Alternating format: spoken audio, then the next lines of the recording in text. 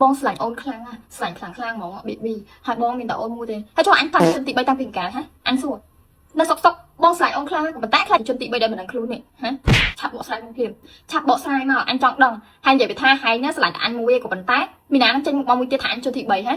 អញទៅឡើងពីគេវិញកាលអញដឹងខ្លួនថានៅសុកអញឡើងជនទី3ហ្មងគ្រាន់តែមានមួយនឹងចូលពឹបអរិយសិនសិបដែលអញខ្លាចជនទី3នឹងទៅមកភ្លាមហ្មងយល់អត់ចាស់ហើយជួយបកស្រាយបន្តិចថាអាពាក្យហែងស្លាញ់តែអញមួយហ្នឹងហើយមានតែអញមួយហ្នឹងហែងប្រើប្រហែលស្រីហីហ៎ហើយព្រោះប្រើដាក់ប្រហែលអ្នកហើយអញជួអញចង់ដឹងហ្មងស្អែកពាក្យហ្នឹងគឺហែងនិយាយតែអញរហូតហ្មងប៉ុន្តែធៀបពិតហែងមានទី3ហើយនិយាយថាមានតែអញមួយក៏ប៉ុន្តែធៀប3ហើយមានតែទី3ហើយទី3ហ្នឹងអញជាជនទី3ទៀតយល់អត់អញជាជនទី3ចុះម្នាក់ទៀតជាជនទីបានជនទី4មែនហើយខ្លួនហែងមួយហែងចង់ជីទូ2មែនហើយដល់ពេលឧទាហរណ៍បើអតេភ្លៀងមុខគ្នាហែងធ្វើមកទៅហែងធ្វើមកហែងប្រឹងធ្វើមកទៅហ្នឹងអញចិត្តជាហែងនិយាយថាចិត្តបងស្លាញ់អូនខ្លាំងណាស់បងដែរមានតែគេផ្សេងពេលមួយដែលឆាំអញថាអញជាជនទី3ហ្នឹងជាពីណាគេអញឆ្ងល់អញអង្គុយឆ្ងល់នេះអញអង្គុយឆ្ងល់ខ្លាំងហ្មងអញនិយាយមែនហ្មងហើយកុហកសំខ្លាំងអញនិយាយមែនកុហកសំខ្លាំងហ្មងអញរ៉េតឲ្យ10លើ10ក្នុងការកុហកមួយហ្នឹងយល់អត់អញរ៉េតឲ្យហ្មងបាច់ឲ្យណាគេរ៉េតឲ្យអញរ៉េតឲ្យហាយហ្មងយល់អត់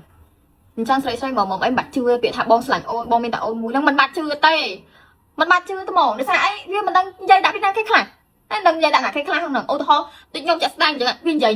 យើងជនទី3អញ្ចឹងណាបងប្អូនអញ្ចឹងកុំជួវាសាសអាសត្វប្រុសហ្នឹងអញ្ចឹងបងប្អូនណាចង់ស្អាតដូចខ្ញុំមកកុំភ្លេចជាមួយនឹងឆាប្លុកឃើញអត់ស្រួលខ្លាំងមែនតើគាត់តែប្លិនទីទៅគឺស្អាតខ្លាំងហ្មងនិយាយរួមទៅសាច់ប្លុករបស់គេគឺម៉ាត់គីឡូបែបនឹងស្អាតចុះបានយូរមកអត់ហូរតាមយើងអីទេបងប្អូនអរគ្នាគឺស្អាតហ្មងហើយសំខាន់ណាស់ packaging របស់គេតូចរូបរាងរបស់គេតូចញីដាក់តាមខ្លួនទៀតតម្លៃសមរម្យសំខាន់មានរហូតដល់5ពណ៌5ពណ៌ហ្នឹងគឺខ្ញុំប្រើជាមួយនឹងកូដ4គឺស្អាតហ្មងនិយាយមែននេះឃើញអត់ពណ៌គេលះស្អាតបែបហ្នឹងអញ្ចឹងបើសិនជាបងប្អូនអ្នកគ្នាចង់បានអត់ទៅតាមផ្សារក៏បានឬមួយក៏ដូចណាចា25ខែក្រុងក៏បានដែរតែបញ្ជាក់មួយទៀតកុំចាញ់បោកសាច់នៅប្រុសថាវាស្លាញ់តែអូនមួយឯសោះកុំជឿបងប្អូន